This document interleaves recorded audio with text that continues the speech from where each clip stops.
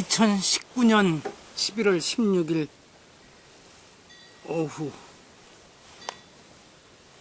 오후입니다.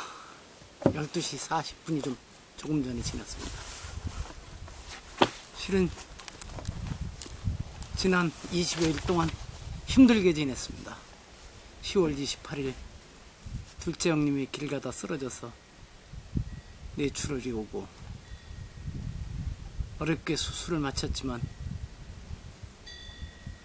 깨어나지 못하고 보름 가까이 중환자실에서 머물다가 사흘 전인 13일 아침 일찍 이승과 하직을 하였습니다. 어제 아침에 형님을 용인에 있는 평원의 숲에서 화장해드려서 그 유골은 아버님 어머님 산소 옆에 뿌려드려서 아버님 어머님과 일찍 만나 다시 효성을 다하시라고 해드렸고, 영정과 위패는 저희 집안의 원찰인 대법사에 모셨습니다. 형님 49제는 올해의 마지막 날인 12월 31일 아침 11시에 지내기로 하였습니다. 아직 신곡을 읽고 그럴 마음의 준비가 잘 안 돼 있지만 조금이라도 빨리 일상을 찾아보기 위해서 무리를 해서라도 오늘 한번 읽어볼까 합니다. 잘 되려나 모르겠습니다. 태양은 자오선의 둘레를 황소자리에, 밤은 전갈자리에 버려두었기 때문에 이제야말로 오르는 데 있어서 거리낌 없는 시간이었다. 급한 충동에 쫓기면 제게 무엇이 나타나든지 머물지 않고서 제 갈 길을 줄곧 가는 사람과 마찬가지로 우리들도 그렇게 산협을 끼고 들어갔으니 좁기 때문에 오르는 자들을 따로따로 띄워놓는 계단을 앞뒤로 늘어서서 올라간 것이다. 또 황새 새끼가 날고 싶은 욕망 때문에 날개를 폈다가 제 보금자리를 버리고 싶지 아니하여 그걸 다시 접어버리는 것처럼 나도 묻고 싶은 욕망을 불태웠다 꺼버리고 마침내 하고픈 말을 속으로 주절되는 데에 그치고 말았다.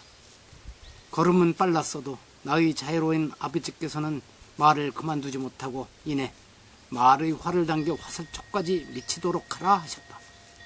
나는 마음 놓고 입을 열었다. 자양분을 취할 필요성이 없는 곳에서 어떻게 하여 야일 수가 있나요? 나무 토막이 사그라지는 순간에 멜레아 그로스가 어떻게 죽어갔는지 그대가 생각해 본다면 그가 이르시길, 이것은 납득히 어렵지 않으리. 또 거울에 비친 너의 모습이 내 움직임을 따라 움직이고 있음을 생각한다면 험난한 것도 평이하게 보일 것이다. 너의 욕망을 깊숙이 가라앉히기 위해 여기 스타티우스를 보라. 내 그를 불러 너희 상처를 낫게 하는 자 되라 부탁하겠다. 스타티우스가 답하여, 그대가 있는 곳에서 내가 저희에게 영겁의 상을 펼쳐 보인다 해도 그대를 부정하려 함이 아니니 용서하소서. 그러고는 시작하길, 여보게, 내가 하는 말을 그대가 명심한다면 그대가 한 어떻게란 질문이 밝혀질 것이오. 목말라 하는 혈관에게 빨리지 않은 완전한 피는 식탁에서 따로 옮겨진 음식처럼 고스란히 그대로 남아서 사람의 모든 사지에 빚어내는 힘을 심장 안에서 얻고 있으니 이는 혈관을 흐르며 그것들을 만들어주는 것과 똑같다오. 더욱 맑아진 피는 밝히기보다 덮어두는 것이 훨씬 더 아름다운 곳에 내려와 거기서 다시 자연의 그릇 안의 다른 피 위에 방울진다오. 거기서 두 피는 서로 한데 모여드는데 하나는 받도록 또 하나는 그것을 내미는 자리가 온전하게 주도록 마련된 곳이고, 또 저것에 이르면 처음엔 엉기게 하는 작용을 시작하고 나중엔 제 자신의 것으로 이루어 놓은 것을 살게끔 한다오.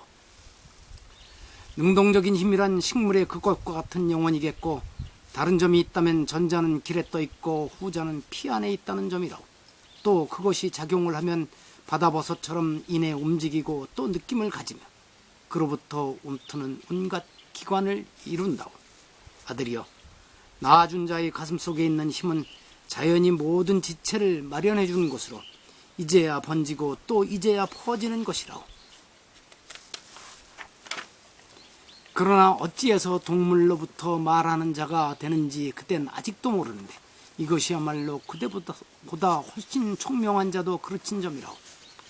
이는 곧 가능지성에 딸린 기관을 그가 이 학설을 통하여 볼 수 없기에 영혼과 떨어지게 한 것이라오. 내가 풀어주는 진리 앞에 가슴을 열어젖히고 잘 들을지니 뇌의 조직이 태아에게 완성되자마자 곧바로 제1원동자가 자연의 그러한 묘술에 기쁨을 갖고 돌이키니 힘을 가득 지닌 새 영혼을 불어넣어 주시면 이 영혼은 거기 능동적인 것을 제 실체 안으로 끌어들여 하나의 어를 이루어서 살고 느끼고 스스로 제 안에 도는 것임을 아시오. 나의 이야기에 덜 놀라기 위해서 그대 태양의 열을 보시오.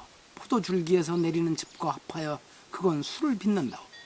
라케시스에게 더 이상 실구리가 없어질 때 영혼은 육신에서 풀려나 인간적인 또 신적인 기능을 제 안에 지니게 된다오. 비록 다른 것들은 모두 잠잠하여도 기억, 지성, 그리고 의지만은 그 전보다 활동력에 있어서 더욱 날카롭게 되지요.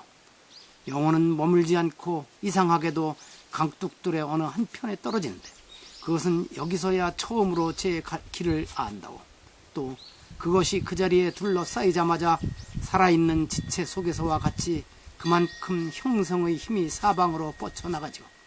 그리고 공기가 가득히 피를 머금을 때 제 안에 반사되는 다른 곳의 빛 때문에 여러 가지 빛깔로 치장하는 것과 같이 공기도 그처럼 여기선 제 형체대로 놓여있게 되었으니 이는 머무는 영혼이 제 힘을 통해 그 속에 찍어놓는 것이라오.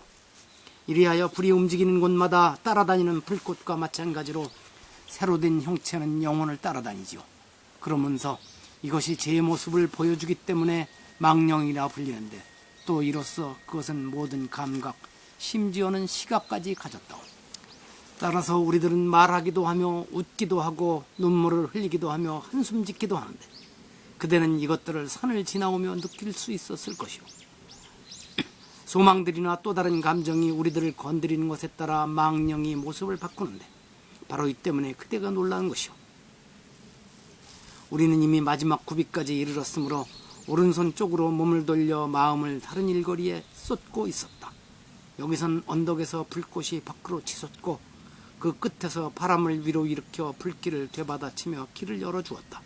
그런즉 우리는 하나씩 하나씩 열린 곳으로 가는 게 좋았으니 나 거기선 불길이 두려워 또 떨어져 버리지 않을까 겁이 났다.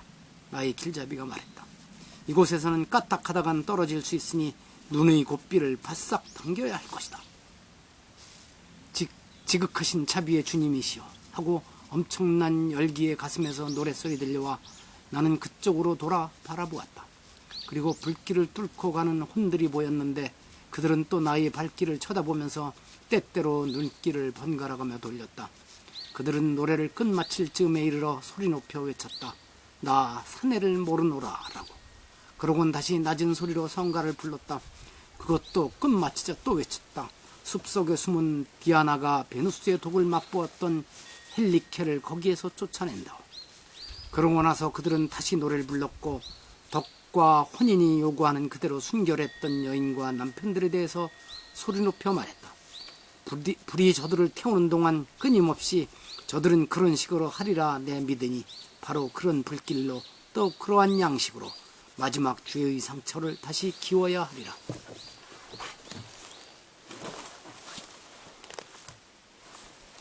신곡 연옥편 제25곡을 낭독해 보았습니다. 하다가 잘 안 돼서 멈출 줄 알았는데 그래도 무사히 마쳤습니다. 이렇게 일상을 찾아가려 합니다.